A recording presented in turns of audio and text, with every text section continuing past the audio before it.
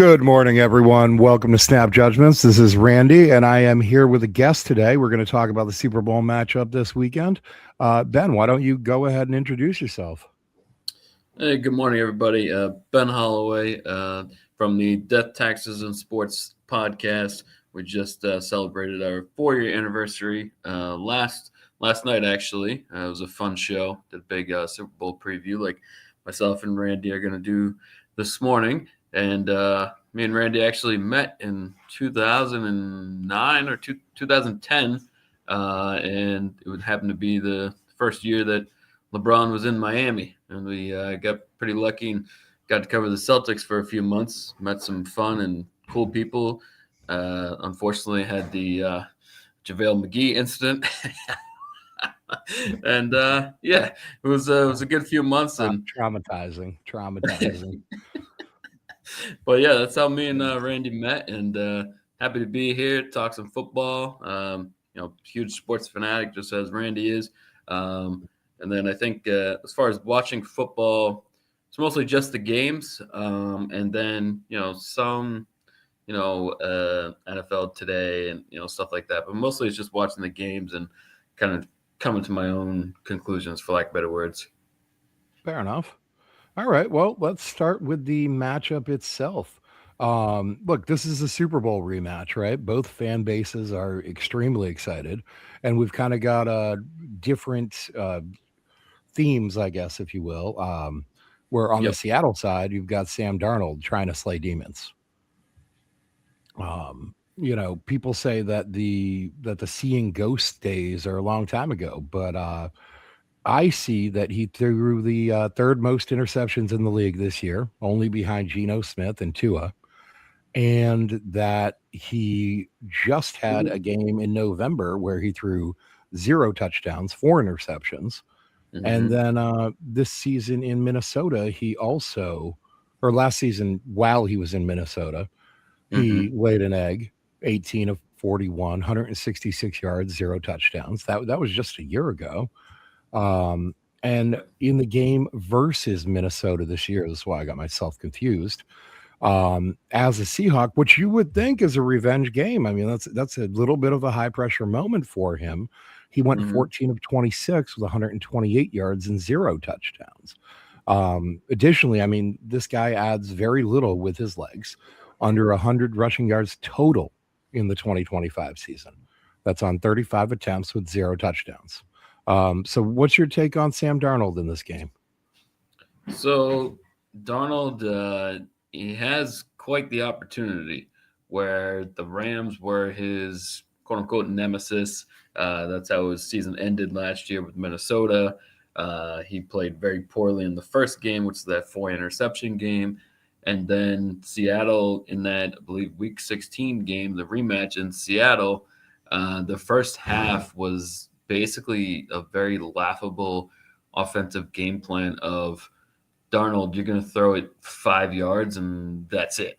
It's the most conservative game plan in a big regular season game that I've ever seen, and it didn't work. They were down by double digits, and then they had to throw the ball in the second half, and he threw an interception, maybe two.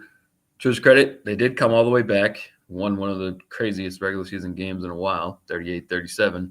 But anyways, he had those, we include those 3 games, the first 2 against the Rams this year, last year, playoffs against the Rams. He was not good. In totality, he was bad, really. Then, NFC Championship game, he outdueled Stafford. They were both excellent in that game, which was really good quarterback play for a championship game. But Darnold played better, and it was so it's like you kind of slayed the Rams demon, so to speak, and now he's the opportunity to beat the Patriots, which he's never done before. And as I said last night, okay, the Jets teams were just bad, and that really hasn't changed. The Jets are still bad, but even with that, his stats against New England are god awful. They're like 1 touchdown pass and 10 turnovers. Like they're like really, really bad. That is awful quarterback play. regardless of who you have. Yeah. So that's definitely a huge storyline. And the other thing that I wrote down is, the what people are going to say, and it's annoying me how people think it's going to be this blowout and Seattle's so much better. That's not the case. But they did play in a tougher conference, and they did play NFC West. Their division did put three teams in the playoffs. So they did have let's say a harder road to 14-3. Both teams were 14-3. Let's just say, in fairness, Seattle played the tougher schedule. Doesn't mean they're going to win. Doesn't mean they're eons better than the Patriots, but they had a tougher road to 14 wins than the Patriots. So that's a Yeah. storyline as well. That is fair. I think, what Sam Darnold reminds me of is you remember the movie Replacements? Yep. Keanu Reeves, and he Yep. starts talking about quicksands. That's Mm-hmm. what I think about every time I see Sam Darnold play. And when he starts to unravel, I mean, it's fast, it's immediate. And I Yeah. think that, there are going to be some keys to the game that we'll get to in a few moments Mm-hmm. that are going to help the Patriots kind of put him on that track. Flipping over to the other team, though, Mm-hmm. Mike Vrabel, he is really trying to lay the foundation for what I think Patriots fans hope, and I kind of think will be a long running dynasty. This is in his first year. I mean, he's a coach of the year candidate, and he Mm-hmm. has inarguably built a culture that has turned a team around that went 4-13 in consecutive seasons, picked top five in the draft last year, into a now 17-win team headed to a Super Bowl.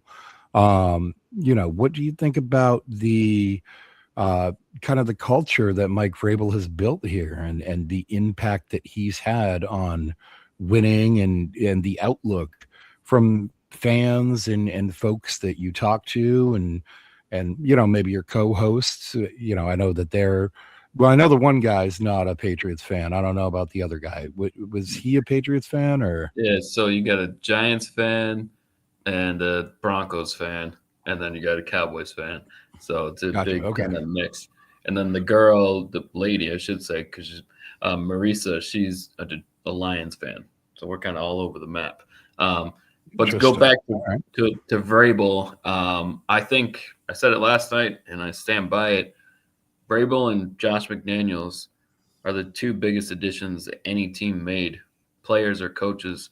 Like those two, those have made a significant difference with the Patriots roster, with how they've done. Like McDaniels and Vrabel, I think it's the two biggest additions any team made in the offseason. And I don't really see how anyone could argue that point, considering how far they've gone. Um, did they have more talent this year because they spent more money? Milton Williams as one example that stands out to me. Did they have more talent than they had last year? Absolutely. Does that translate, or should that have translated to 10 more wins and a Super Bowl? Probably not. No one could have predicted this, going by the odds as well, which is kind of another interesting storyline. Both Seattle and the Patriots had 60-1 odds to make the Super Bowl, which has never happened before with those two Huh. teams with those less of odds. So the Patriots are definitely ahead of schedule, and Vrabel has, exceeded expectations. I will say that anyone who's talking kind of like Patriots, forget the easy schedule of regular season, forget that. The more talk this week is going to be about their playoff road. And to me, it just has Belichick imprinted all over it.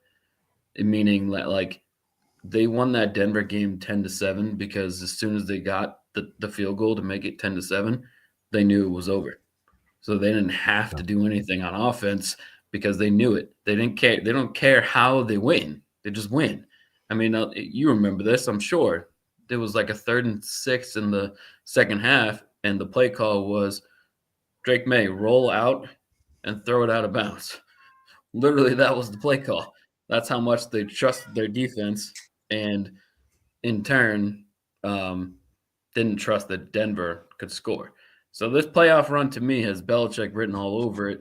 They don't care how they win. They don't care what the game plan is. They don't care what it looks like. They just win. Well, and So that's what Vrabel's about is situational football. And I mean, historically throughout his career, this guy is all about building a team that is greater than the sum of its parts, right? I mean, I think IKEA could send this guy a bookshelf and he would somehow build a house out of it. Okay. yeah, He just takes these guys that are average players in other situations and builds this culture in this team that these guys would run through a brick wall for each other and for him. Going back to, by the way, the odds that you mentioned there, I heard a funny story the other day. Jack Westover, fullback, kind of H back sort of role for the Patriots there. His sister put $5 on a Patriots Seattle Super Bowl matchup in the preseason. The payout wow. on that was 18,000. I was gonna say, I bet you she won at eighteen least thousand 15K. dollars out of five. Yeah, That that's pretty is, sick. That's pretty good. yeah. So the story of this game, I mean, for a lot of people, is despite the fact that there is a big disparity on who people think are going to win. By and large, I'm seeing online. I don't know about you, but all the polls and stuff that I'm seeing of fans, I'm seeing about a 75-25 in favor of Seattle prediction. Um, but really this is a huge game between two really strong defenses. This is the Mhm. first matchup of the league's top two defenses entering the Super Bowl since 2010. Seattle's allowed 17.1 points per game. New England has allowed 17.3 points per game. Now, both those team stats include the regular season and the postseason. Um, Mhm. they're different types of teams, though, right? They're different types of defenses. Seattle's very much a dominant defensive team.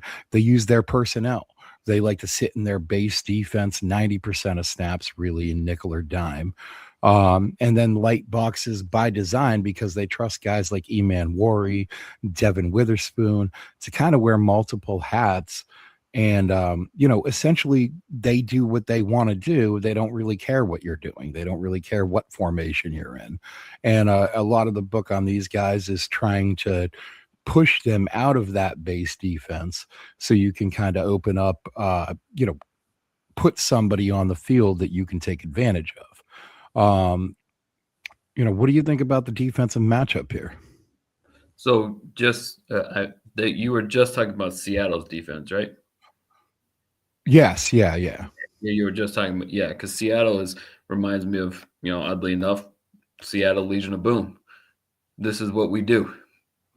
This is who we are. This is what we do. Our players are better than yours. And to be fair, so far that's been true. I mean, they've allowed the going back to the regular season, they allowed the least points in the league.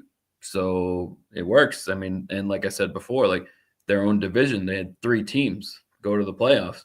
NFC as a whole was the tougher conference. Again, that does not mean they're going to win, but they played a tougher schedule, had a tougher kind of road, even just their division. If you just look at the division games between the two teams, you throw out everything else. It's very clear the NFC West was much better. So they had played tougher teams and still have that lead the league in defense. And of course, McDonald is a second year coach, was never a head coach before, and he's definitely transformed that team in a short amount of time. And their defense is, they will get to it, of course. I do think that as a little small preview, I think that the tight ends in this game for both teams could have a big role because I think that, to be honest, I think that's where the weakness is on both defenses because the Patriots linebackers are really good rushers. I think really good run stoppers. I think that their quote unquote weakness in pass coverage, and I think Seattle's is the same. So I think both teams have very good offensive coordinators. McDaniels is one of the best in our entire lifetimes. And Clint Kubiak just got a head coaching job as well. He's been, and he's had to quote unquote deal with Sam Darnold. So he's had to, call plays around Darnold and stuff like that. So both offensive coordinators are really good. So if I'm saying the tight ends could have a big game, they know that as well. So I think it'll be Yeah. an opportunity for the tight ends to kind of shine in this game. Well, and it's funny because now spanning 3 coaching administrations, and this is one of the things that has not changed here in New England, they have been kind of the team that I look to stream tight ends against because they Yep. just have not been very good at guarding them. I'm looking forward to hopefully them bringing in a piece or two this offseason that Yep. kind of helps address that. So, and flipping over to that side, the defensive side of the Patriots, they've really gotten comfortable winning ugly games, low Mhm. scoring games. They have matched up head to head with already 3 elite defenses in this offseason with very little help from their own offense. They've turned the Mhm. pressure up in these playoffs. The pressure rating in the regular season, 38%. In the postseason, 52%. And that correlates right along with their blitzing because in the regular season, they only blitzed on 28% of downs. Here in the postseason, they've cranked the pressure up. They're blitzing on 41% of downs. So Mhm. I think Seattle really, they want to play man.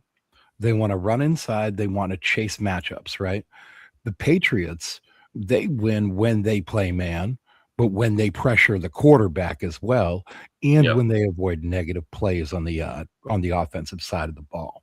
And really, this transitions well into the head coaches matchup. And this is what you were talking about there with Clint Kubiak, I think ties in because you can't just talk about just the head coaches. But Mhm. let's just run down the resume real quick because there's a real difference between these two guys. Now you've got Mike Vrabel, who's a kind of CEO type of coach, right? Doesn't actually call plays, is not because you got the offensive genius types, the defensive genius types, and then you get the CEO types where it's a Vrabel, the Harbaughs, these sorts of guys. He's a situational football specialist, and that's what you talked about before. This guy has absolute balls of steel too. I mean, we that Tampa Bay game earlier in the season where they actually basically kneeled it to waste a down so they could use up more clock before the end of the half. And Mhm. then they're counting on being able to rush it in on the next 2 consecutive downs at some point in time. Randy, They almost didn't. I'm gonna quickly interrupt. That was the game. Remember, Travion Henderson was like, "Should I score? Should I score? Yes. What Oh, should I do? yeah, that was What later should on too. Yeah, yeah. I do? I Should mean, I score, clock Coach? What should I management. do?" And Vrabel's like, "Yeah, score. It's okay." Yeah, I mean, clock management is in this guy's it's first in his mind.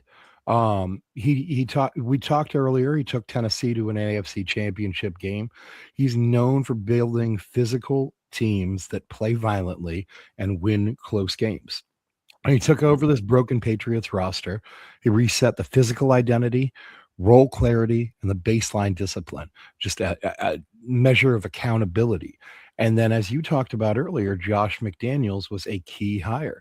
He has significant Super Bowl experience. And I think that's going to be a key factor in these games where Mike Vrabel has experience as a player having gone to 3. He knows exactly how it feels walking into Super Bowl week, talking to the media, dealing with all the BS that surrounds this week that doesn't surround other games.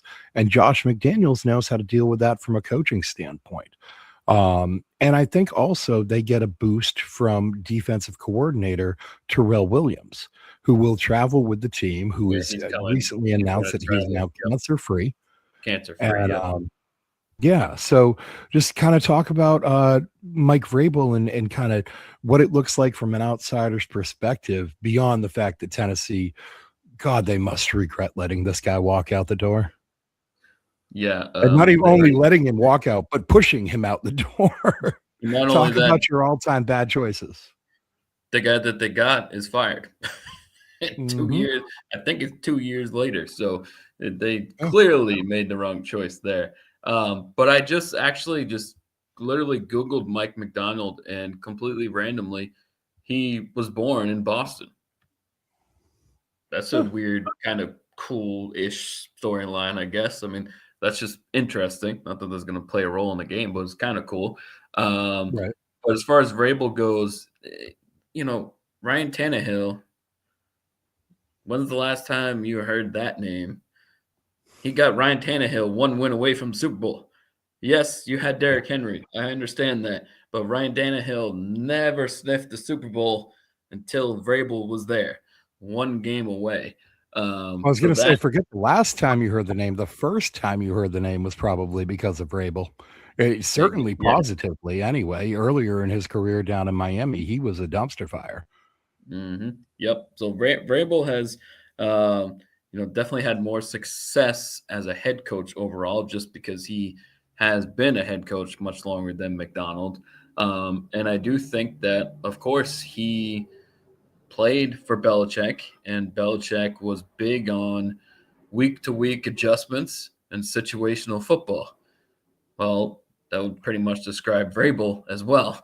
And it's kind of like one of those things that he's his own man. He has his own style, so he's not Belichick by any stretch. But he did learn a lot of things under Belichick, and he has taken some of it and molded it into his coaching style as well. McDonald, he's kind of has a little bit of I would say, interesting career arc. He coached for Harbaugh, both Harbaughs. Was on the Ravens staff from 2014 to 2020. Went to University of Michigan to go with Jim Harbaugh when he was there as a defensive coordinator, and then came to the Ravens in 2022. Says here to be the Ravens defensive coordinator under John Harbaugh. So he's, and the Harbaughs, say what you want about their personalities and, they're very quirky and all this, but both Harbaughs have had a lot of success as head coaches. In John's case, right? John's the one who's in, I get them mixed up. No, in Yeah, no, Jim's John's case, the LA, Jim's in New York.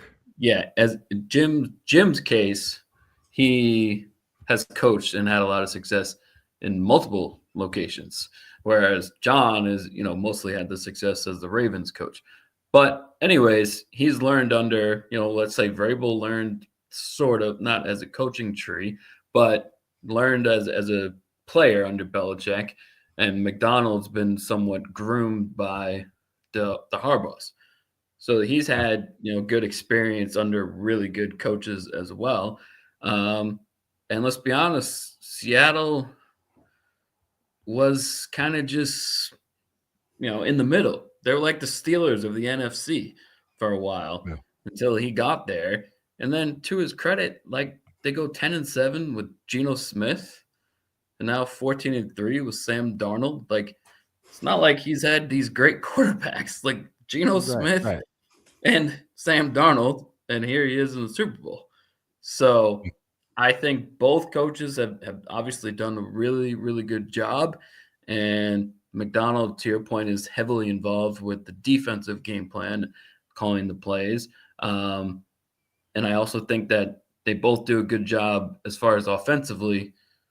Let Kubiak do his thing, let McDaniels do his thing, and we're mostly not going to worry about the offense. So they do have that capability as a head coach. You have to delegate power and responsibilities.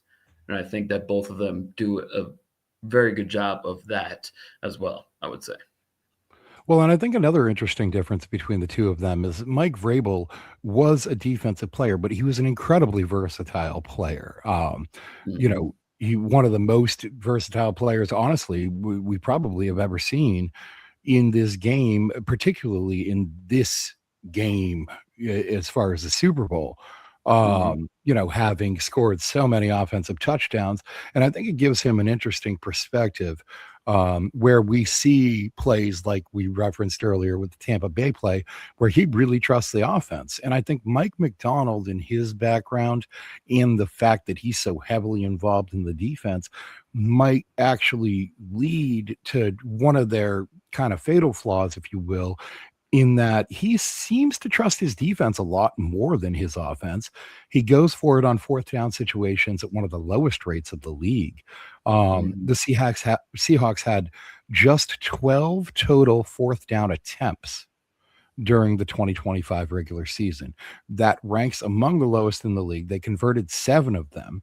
Now that's almost a 60% success rate. But even that percentage, the fourth down conversion percentage, ranked just 13th in the league for the season. They Mhm. had 0.4 fourth down conversions per game, and that's dead last in the NFL. So he really trusts his defense. He prefers not to go for it in those high pressure situations, almost like he has a quarterback that collapses in high pressure. Just saying, I don't know.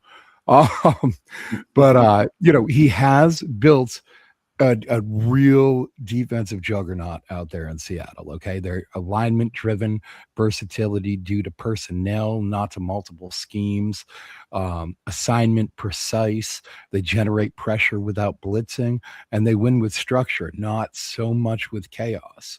I do think another thing that you had mentioned there, Clint Kubiak, to me, that is a potential advantage that the Patriots have in the coaching matchup, in that Clint Kubiak is expected to leave this team after the Super Bowl to coach the Las Vegas Raiders. Mhm. Now, he interviewed for two head coaching spots this week in Arizona and in Vegas.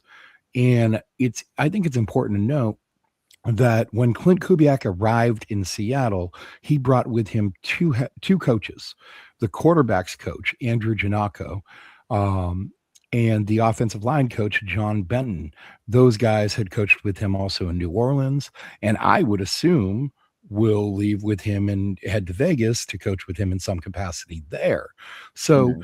I don't think it's like not that these guys don't want to win on Sunday. Obviously, they do. It doesn't matter if they're going to be playing on another team the next day or not, or coaching for another team the very next day or not. But they're not only preparing for this. And I'm unaware of any Patriots coach that is doing anything but focusing on a win on Sunday. It's Yeah. just a nature of it doesn't matter what you say. I don't care. You can say all the right things, etc.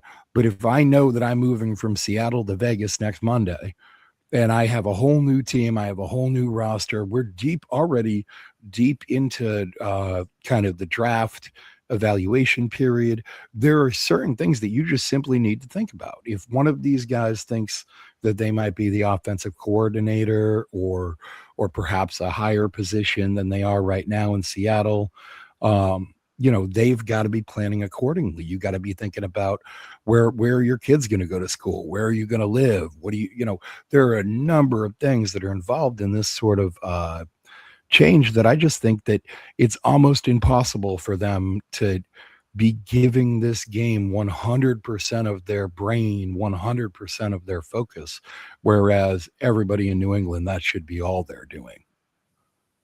Yeah, that definitely is an interesting little tidbit, and definitely could play a role. Yeah, that definitely, because like you said, everyone's a human being, so your mind is going to be in your mind could be in different places. I would say I'd agree that it could play a factor. I would not necessarily think it would play a huge role, and I think that's why players always say the game starts, that's where I am. I'm in that moment.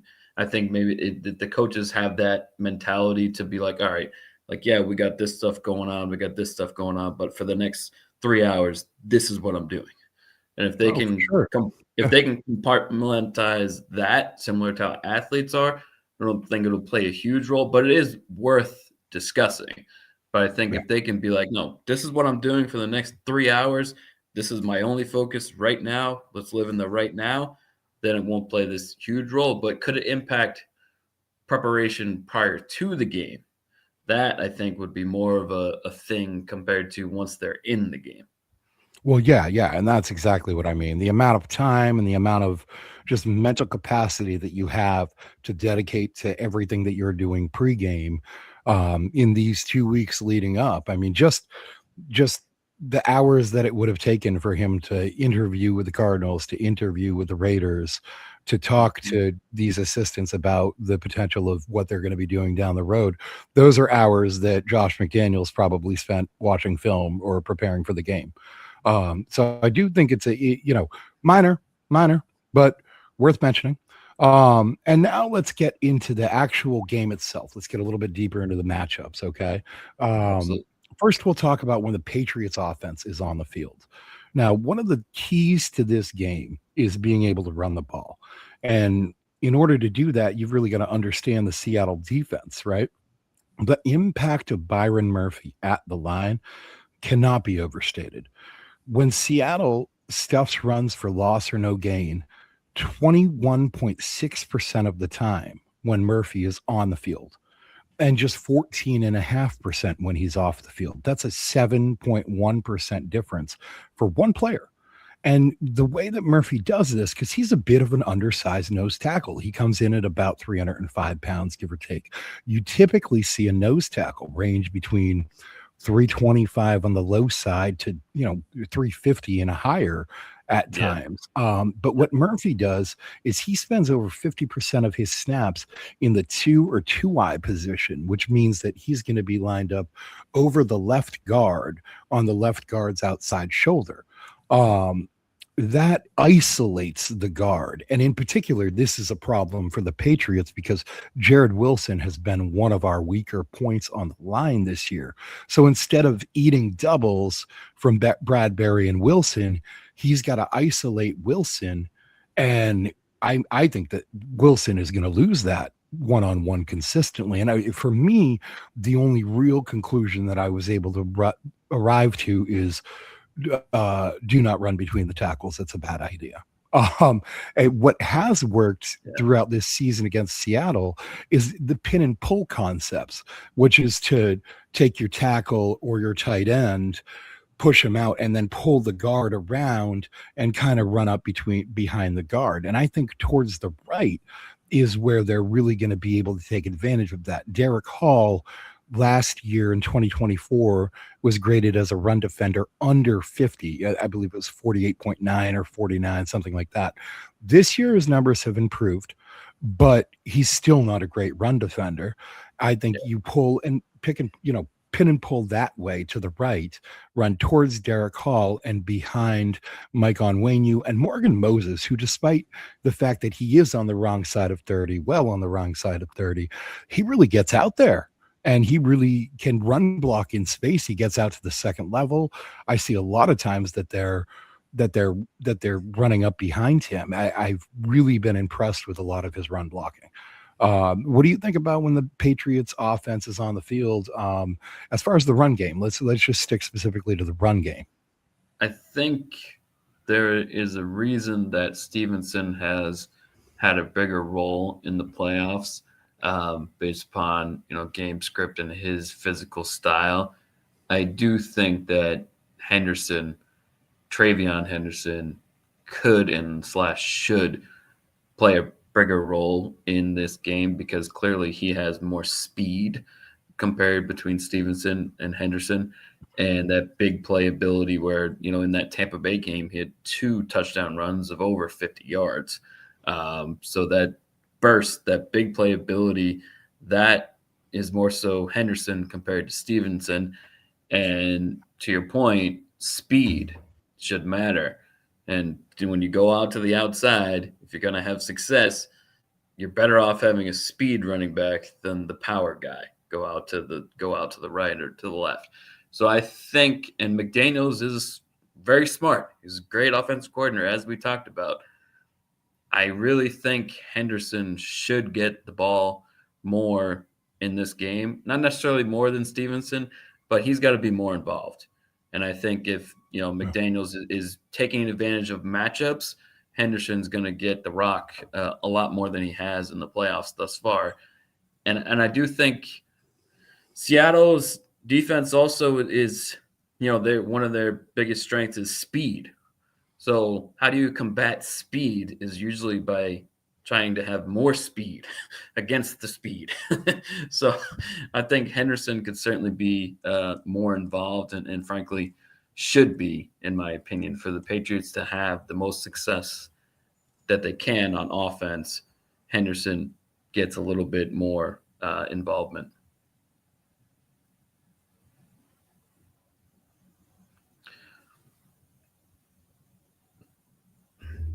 Sorry about that. Just had to flip a switch across the living room. Um, yeah, no, I agree. And I think that a lot of the questions with Henderson throughout the regular season have come down to pass protection. I was going to say And pass I ball. think, yeah, yeah. See, and I think that I pulled up this tweet right here Yep. where Ramondre Stevenson has allowed just 3.6 pressure percentage. Henderson, 25.8. It's not good. It's really not good among 40 running backs with 30 plus pass block snaps.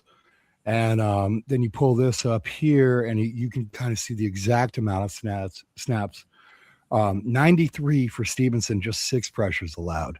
Henderson, 41 snaps and 10 pressures allowed. He's really got to clean that up. It's unfortunate because he came into the league and that was kind of one of his calling cards, like, oh, for a rookie he's going to be great at pass protection, and it just kind of hasn't worked out that way. Hmm. The Seattle team is tough to play against. They rarely blitz, and yet they have the fourth highest pressure rate in the NFL, using only 4 rushers. They also have the fourth highest stunt rate in the league. And that's particularly important in this matchup because Jared Wilson and Will Campbell, 2 rookies that make up the entire left side of the offensive line for the Patriots, have really struggled against that. Um, Seattle has gotten home to the quarterback 20 and one half times, 20 and a half sacks on stunts on third down. That's the second most in the NFL, behind only Houston, who, obviously the Patriots have already dealt with. Um, the key in all of that is Leonard Williams. He's the primary stunt initiator on that team. When stunting, it's a 19% pressure rate during the regular season. Now, we saw LA really figure that out in the NFC Championship. And I think that there's a lot the Patriots are going to be able to take from that. We saw Hmm. the pressure rate when stunting dropped to 7%. And the key is how wide is Williams lined up? Okay. Because when he's in a 3 tech or tighter, they're likely not to stunt. But when he's in 4 eye or wider, they're going to try and mess up that guard and tackle communication issues. Um, so I think Will Campbell, Jared Wilson, communication, being able to figure this out better as time goes on and so forth, because it's not just about Campbell's length, wingspan, lack of wingspan, however you want to phrase it, but it's Hmm. also about the communication between the 2 players and not getting confused. There are times, particularly in that Denver game, where we saw a defender literally just waltz past them. Um, they just weren't entirely sure what was going on. So I think the communication between those 2 players and an overall rule of find number 99. If you can find him and he's to the outside, plan on Yep. things getting a little messy over there. Hmm. What do you think I'll about just the say, pass I'll just rush say, and the I'll, pass protection? I'll just say one comment. I agree with as far as what the Rams were able to do against Duo. I will point out 2 things, which even though you're a Patriots fan, I believe you'll agree with. Rams offensive line better than the Patriots offensive line.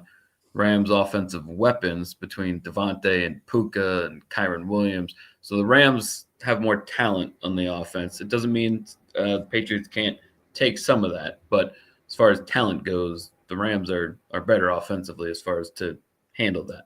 So that just came to I my think mind when. offensive line is probably a toss up between the Rams and Patriots. If we were to go Okay. position by position, I would say it's about 50-50, 50-49, something Okay. like that. I think they're fairly even.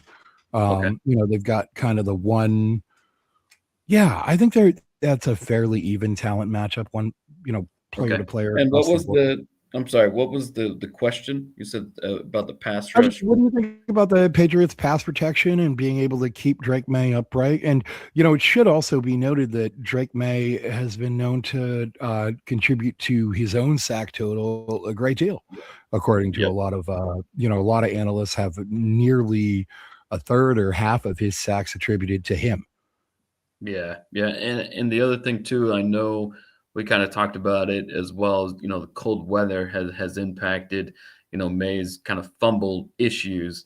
Although I would say, even in the regular season, I believe he fumbled the second most of any quarterback. And that's obviously over a 17 game span. So I agree the cold weather has certainly made that worse, but that is something that is for if you're going to pick apart anything this season at all, it would be his ball security. And I think that, that certainly could play a role because that's the other thing about Vrabel. What do you learn under Belichick? Win the turnover battle, win the game for the most part. The odds are a lot higher you win the game Yeah. if you win the turnover battle. So that itself is definitely something to watch as well. I think for the Patriots, I wrote down like, you know, they you watch more Patriots than I do, but from my understanding, I don't think they do many screen passes to running backs or wide receiver screens. I think you could see that only because that is two things. Take advantage of the speed that you do have on offense and kind of try to minimize the pass rush. So I think you might possibly see some screen passes in the Super Bowl by the Patriots, even though they really have not been a screen team. Uh, but I think that could be one way to offset Seattle's pass rush. So I think that could be something that they incorporate at least a little bit, maybe with Henderson specifically. And then they've got a couple of wide receivers who got quite a lot of speed. So I think that could be a little bit more of the game plan, than it has been during the regular season. Um, and I also think they got to kind of coach up May. Like, you got to minimize the negative plays. This is the biggest game of the year.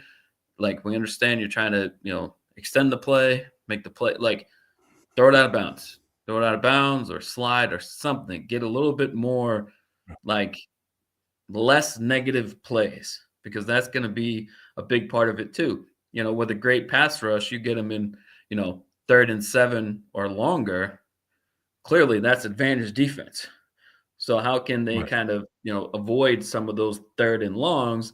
And that has a lot to do with May avoiding sacks and kind of quitting on the play a little bit more than he does. So I would say those two things, kind of coach up May, like, hey, like, this is a game where you get rid of the ball quicker. An incomplete pass better than a sack. And then the screen passes, I think, could be a bigger. Correct me. You watch more Patriots than me. They really don't do screen passes, right? As an offense. Not a whole lot, no. And I think that that is obviously a great way to neutralize a good pass rushing defense, is to throw those screen passes over those defensive ends screaming towards the quarterback. And I think we saw was it the Houston game or the Denver when he hit Stevenson with that like 40-yard screen, like not a it Yeah. wasn't a screen pass, but it was a quick outlet right up the middle. He Yeah. kind of baited the defenders in, wafted Yep. one right over their head, and Ramondre scrambled out for 40 something yards. Yep. I think we see a lot of plays like that, a little bit of kind of gamesmanship with Drake May. I almost get the feeling like Drake May enjoys playing with defensive ends at times, where he Mm-hmm. likes the fact that he can outrun them. He will try to stiff arm them Yep. instead of just go down. This is a kid that, Christ, he went to a friggin' baseball school, learn how to slide. Okay. But like, Yeah. spend Yeah. some time with the baseball coach and figure out how to slide. He has ugly, ugly slides because he just doesn't want to do it. Okay. He wants to outrun you. He wants to out physical you in while he's running. And I think there has been a huge stress here from the time that Vrabel and McDaniels got here in May remaining a passer. And I think that's been very effective for him. Not just, hey, okay, I can run, so I'm going to run, but hey, I'm still behind the line. There's still opportunity for my receivers to get open. I'm going to keep an eye downfield, but I might still run. Yeah, Um, I mean, that's one of the additions that think about Mahomes, Lamar, Josh Allen. When did all of them kind of take that next step? Is when they wanted to pass. They have the skills, they have the ability to run, but they all of them kind of flipped the switch where I'm going to pass. I'm running, I'm passing, I'm passing. Oh, well, I guess I'm not passing. I'll go. But they all kind of became even better when they scrambled. They were looking to pass, not run. and that's kind of what you're describing with May as well. Yeah, yeah, and I think what's gonna be important in this game also is to know where not to throw the ball, okay? Nick Emanwori has been an absolute find for the Seattle Seahawks. They got him in the second round. He was a combine athletic freak last year, who I believe he set, like, multiple combine records in terms of, just being a guy who can do everything. Um, Mhm. and that's really the only way that you can put it. The guy is a ridiculous athlete. Okay, I don't have Yeah. his exact numbers at the combine up in front of me, and really I should have pulled those up, so that's on me. But he aligns all over the field. He aligns at nickel. He aligns at corner. He aligns at linebacker. He aligns at safety. Yep. I mean, this is a linebacker in a safety's body that can play Mhm. corner. He's physical enough to take on the run. He's athletic enough to make plays on the ball, and he's one of the best man defenders in the NFL. I mean, he can erase a tight end. You know, Um, if I didn't I know think, the name you said, I think you're describing Kyle Hamilton, the do yeah, everything oh yeah, Ravens player. That oh yeah, that's and that's we've what. seen there's a bunch of those guys around the league, and finding that guy that can be that for you, whether it's Brian Branch, Kyle Hamilton, Cooper DeJean in Philly, and Yep. now Nicky Manwari here. I think again though the key is going to be finding the weak link on the field, and I would suggest that Kobe Bryant is not a bad player, but that's not the scale we're looking at. We're looking at for not Yeah. great, okay? And Right, he's right, not yeah. great. He's just good. Witherspoon would not be the guy to target, not regularly. Right. If you're talking about the weaker spot, yeah, Devon Witherspoon is he's not Christian Gonzalez. Gonzalez is universally and respectfully should be known. It's him and Pat Surtain as 1, 2 corners in the league. Doesn't really matter the order. You could, whatever. Those are the top two. So Witherspoon is not Christian Gonzalez, but he's pretty damn good. Witherspoon's a very good player. Yes, he is very good. I mean, there's a reason he was a top 5 pick in his draft class. I don't remember if he was 5 or 6, but he was up there. He was certainly in the top 10. I think that another place that I might target if I'm the Patriots Mhm, is, and this is going to be more of a player matchup, I'd like to mhm. isolate Kyle Williams on the outside against Josh Jobe. Okay. Yep, Josh, Josh yep, Jobe is the second cornerback for the Seattle Seahawks. He is good. Don't get me wrong. He's been very good this season. But what he is not is fast. Okay. Josh Jobe ran a 4.57 40 at his combine. Kyle Williams ran a 4.4. Kyle Williams has legitimate speed. Josh Jobe dreams about having Kyle Williams speed. mhm, Deep balls are really about who gets to that spot first. And myself, I'm going to bet on Kyle Williams getting to that spot first. yep, yeah. Which is also it brings up another point of Kyle Williams is the speed guy on the Patriots offense. Shaheed is the speed guy for Seattle, who frankly did not make much of an impact as a wide receiver since he got there. Much more of an impact as a returner. But in the NFC Championship game, it was way early. It was the first quarter.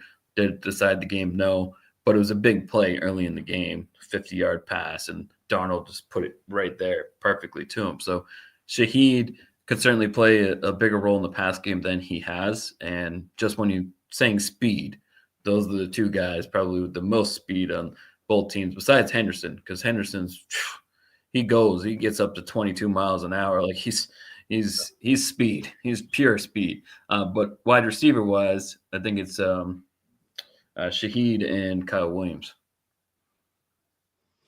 Yeah, and this brings up, like I was talking about, Josh Jobe is not a bad cornerback, and neither is Tariq Woolen, who we saw almost make a game-losing mistake in the last game that Seattle was out there. Yep. Um, Hmm. you see 4 names from this game on this list. Okay, includes the regular season and the playoffs, but Christian Gonzalez obviously tops the list, fewest yards per target allowed among defensive backs. Tariq Woolen third, Carlton Davis fifth, and Josh Jobe with 6. just 5.8 sixth. So he's no slouch. Don't get me wrong. He's just not fast. And I would like to highlight that matchup between, again, getting Kyle Williams out there one-on-one on the boundary, where Kobe Bryant is hopefully the nearest help. And if you can create that one-on-one matchup, a race to where the ball's going to be, favors the Patriots, I think. Now, flipping to the other side of the ball, when the Seahawks offense is on the field, the number one thing you need to do, and really the only thing that matters, is stop JSN. They Seahawks simply don't have many other options. They've got Cooper Kupp as their second wide receiver, AJ Barner as their tight end, um, Kenneth Walker is their running back. Beyond that, I mean, the entire offense is built to manufacture JSN one-on-ones. Um, they want man coverage, and if you look at it, their EPA per drop back versus zone is just Mhm. plus 0.03. Their EPA per drop back versus man plus 0.17. So that's going from 15th in the league to 6th. Their drop back tendencies, they do a lot less play action than league average, and I think that number actually even drops down further now with Zach Charbonnet out. Mhm. There's a Yeah. lot of traditional drop back, a lot of quick 5-step drops, and a lot of boom, boom, boom, the ball's out in 2 seconds. Yep. Um, what do you think we can expect from the Seahawks passing game? Well, I think Kubiak knows the entire year JSN is going to be a focus of the defense. He especially after the first month when it was clear he took a significant leap from his rookie year, and it's one of those cases that Schneider. They made the point yesterday. It's like Schneider has moved on from guys at the perfect time. Got rid of Russell Wilson at the great time. DK Yeah. Metcalf, that led to JSN's extension. Like he's gotten rid of players and coaches at the exact time. So DK Metcalf goes and JSN takes a huge leap, leads the NFL in receiving yards. But going back to Vrabel learned quite a bit under Belichick. JSN's not going to have over 100 yards, have this amazing impact on the game. Kubiak is smart enough to know I got to scheme up ways to get him the ball because he's that good. So I think, I don't see him getting like less than 25 yards receiving. I think he's somewhere between the 50 to 75 is where kind of I would put his receiving total at, or at least what I would expect, because Patriots aren't going to let him win the game for Seattle because they're just frankly Patriots coaching staff is a lot smarter than that to allow him to just go for 100 yards. So what does that mean? I think Barner, like I said, to your point, linebackers and coverage have been a weakness. So I think Barner could have a big game. And I will say also, he's older. He's not as good as he once was. But Cooper Kupp is very smart. He's sort of like, in a way, Wes Welker, sort of, towards when they were both kind of getting later in their careers. Kupp is just, he's not going to make mistakes. And he's just very like, I'm going this way. You're following me this way. I'm going to make this one little cut, and then I'm going to go this way. And I'm going to be just this much open. And because I'm smarter and can run routes like very precisely, he's a very, very good route runner. So He's I very think savvy, a savvy vet. yes, very good route runner, and also could play a role as well. He's very good run blocker, very good run blocker as well. But I think Cooper Kupp could have a slightly bigger game because, like I said, he's, like you said, savvy vet, very smart. And then Shaheed, he's kind of the wild card. What he's done as a receiver for them is, not a huge impact, but could he play a bigger role in the Super Bowl?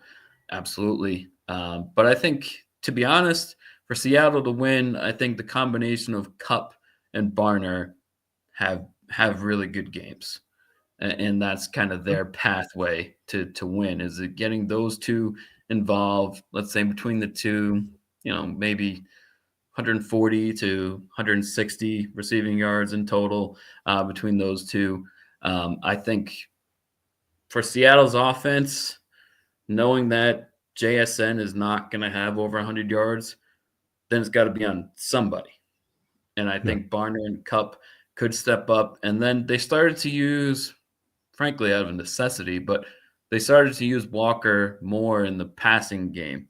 So that could be another way. He made a couple of really just crazy runs in that AFC Championship game where it's like, oh yeah, he's going to get tackled here. Whoa, no, he didn't. Or he's going to get tackled here. No, he didn't. Like, what happened there? How did he go from here to here so quick? Walker had a really big game in the NFC Championship game, maybe his best game of the year, considering Charbonnet had just gone out. And you were saying how Henderson's not great at pass blocking. Walker is a big dude. He's not going to give up much in the pass rush. So he's a good blocker. So, of course, he could play a bigger role as well. But like I said, I think that Vrabel is smart enough to know Walker and JSN are not going to be the reason Seattle wins if they win. So I think that Kupp and Barner, those are the two guys to watch out for. For Seattle to win, I think both of those guys have a decent game. I think from a Patriots side of things, like I said, you want to disturb Sam Darnold, okay? And a few people have been better at that in the NFL than Christian Barmore and Milton Williams. This is quick pressures.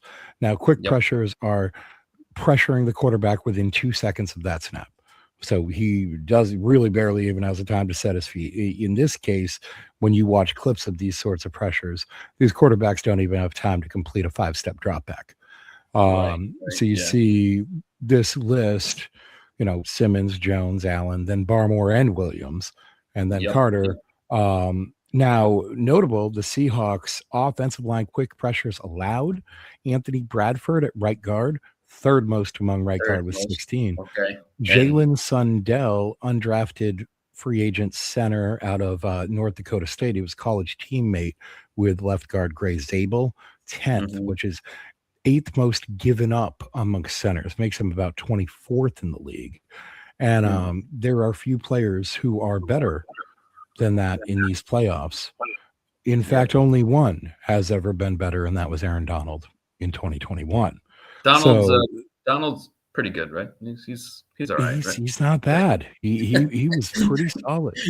So if you're on a list next to Aaron Donald, you're doing something right. Good list to be on. Yes. Yeah, absolutely. You're doing something right. But I do think that, to your point, I was definitely going to bring up Barmore and Milton Williams because they have been game wreckers in the playoffs and could certainly play a big role in the Super Bowl as well, especially to your point, Darnold as a scrambler brings about nothing. He's not anywhere close to May as a scrambler. And if you can get pressure and quick pressure, that is going to be a big key. And Darnold, I will say this, and, it's like I said, why I said he can complete his career resurrection like in full. If you beat the Rams by not only beat the Rams, he played amazing in that game after the Rams had just made him look like a clown for the previous 3 games. And then he beats the Patriots by having a good game. The career resurrection is complete. But can he respond well to the pressure he's very likely to get? Which I did my point of bringing that up, and I forgot my point, and now I remembered my point. The Rams did get, I don't know if it was quick pressure, but the Rams did get quite a bit of pressure. And I will say, of any game I've ever watched, that was the best Darnold has ever handled pressure, because he just would make one step in the pocket with his footwork. And as a quarterback, that makes all the difference. One of his touchdown passes, guy was right there. He was right in his face, stepped in, took the hit, made the pass. So can that carry over? Can he be good against pressure 2 games in a row? Well, and I think taking away that top option is going to be key. And this is what I propose, is that I think this is potentially a good situation for the Patriots to pull kind of an old Belichick trick, not trick, if you will, but coverage method, where you take your second cornerback, you use him and a safety and double up on the top target the entire game. Okay. And I think this is a particularly good situation because number one, Carlton Davis is no slouch. You can see on the screen right here. Yep. Lowest passer rating allowed in coverage this season, 21.4. For a reference, that's 18 points worse than if the quarterback just turned and threw it into the stands every time instead of throwing it in Carlton Davis's direction. He is a extremely physical coverage corner. Jamar Chase actually a couple years ago said he was the best corner that's ever covered Jamar Chase. And he likes to get physical. JSN, the question with JSN has always been, can he deal with physicality? Is he physical enough to play on the boundary? These sorts of things. So I think it's a good matchup out there, particularly if you have someone like Jalen Hawkins or Craig Woodson coming over the top to bracket him in and kind of play some aggressive match zone coverage principles on them. Now, real quick here. I know you've got to get out of here in just a few minutes, so I kind of want to get to the predictions, kind of prediction type thing. Yeah. So I mean, just at the end of the day, you want to take the Rams blueprint that's worked several times against Sam Darnold, tight match zone principles, mix and match on the backside. Remember, JSN is great against man coverage, but nobody else on the Rams is. So, and that kind of adds to the back end of my point where if you're using Davis and Hawkins or Davis and Woodson to double up on JSN, well, what's Gonzalez doing? He's taking Cooper Kupp entirely out of the game and probably able to do that while still providing a little bit of assistance or help to Jones covering Shaheed in the slot or Woodson or Hawkins, the other half of that covering AJ Barner. So I think it kind of is a smart use of your secondary resources, if you will. Let's just breeze past the special teams part of this. There are some X factors I've got outlined. I can go back and talk about that, and maybe I'll save some of this for tomorrow. We've gone a little longer than I thought we would. So let's jump right here to the end. Score predictions and game script. Give me your winner, give me your score, and give me your MVP. So I do think that one thing to watch for is I think the first quarter is more important for Seattle, especially how Darnold handles the pressure early because he's likely to see pressure. So I think the first quarter is slightly more important to Seattle and specifically Darnold just as a whole. To see how he handles the first few possessions as the quarterback. I will say that I made the pick last night and I'll just stick with it. I got 27-24 New England Patriots, and I will go with, I'm going to go with a slight wild card, and I'm going to go with Stephon Diggs as the Super Bowl MVP. Okay. All right. Myself, I am I also think it's important how you get off in this game. I think it's important that the Patriots, particularly Williams and Barmore, drive through the middle of that offensive line early, get Sam Darnold shook early. I want to put him in that quicksand we talked about almost immediately. I think Sam Darnold can unravel quickly. I think that he has shown over the course of his game or career, rather, I said it initially, he is a quarterback that can be broken. The Patriots have broken several quarterbacks this postseason alone. Okay. Justin Herbert looked absolutely lost. The Chargers offense outright said they had no idea what the Patriots were doing. CJ Stroud, I don't know what the hell broke inside his head, but something happened. And I don't know how much you can attribute that to the Patriots defense, but they were there. And if he was throwing on air, I don't think he would have broken. And then, Jarrett Stidham, well, I mean, he's a career backup. It is what it is, but still. So I know you got the Patriots winning when you got as a score. I think it's a lower scoring game. I see something like 24-17. Let's go with that. So we're pretty similar in the score predictions as well. We are. All right. Well, let's let you get on out of here. Thank you for joining the podcast. You want to drop where people can find you and your podcast, anything else you might be doing? Yeah, so Ben Holloway, Twitter handles on the screen, Ben DTS Podcast. Death Taxes and Sports podcast, and happy to be here, and happy to keep doing the podcast with my crew, and certainly probably won't be the last time we collaborate as well. So it was a pleasure, and I enjoyed it.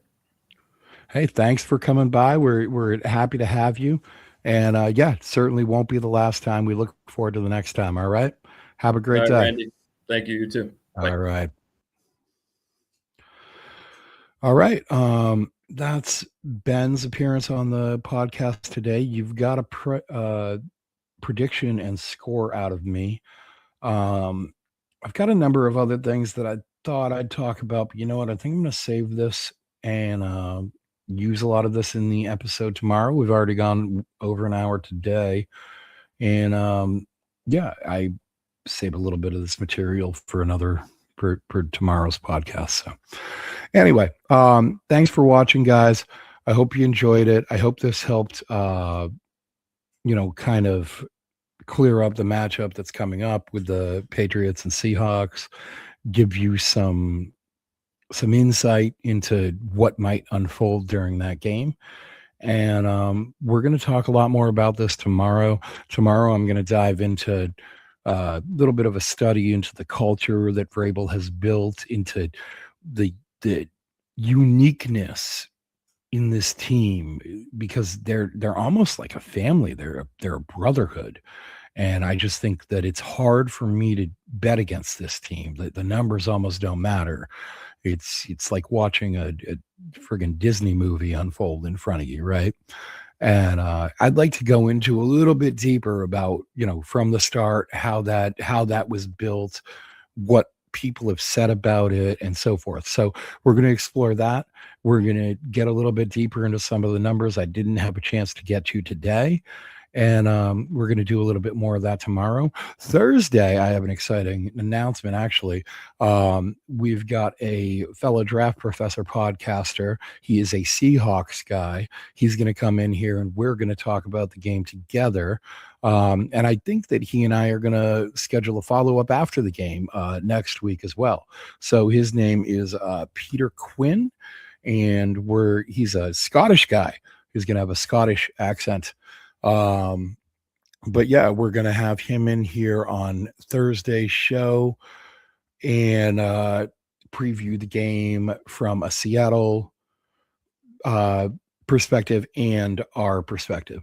So thanks so much for watching, and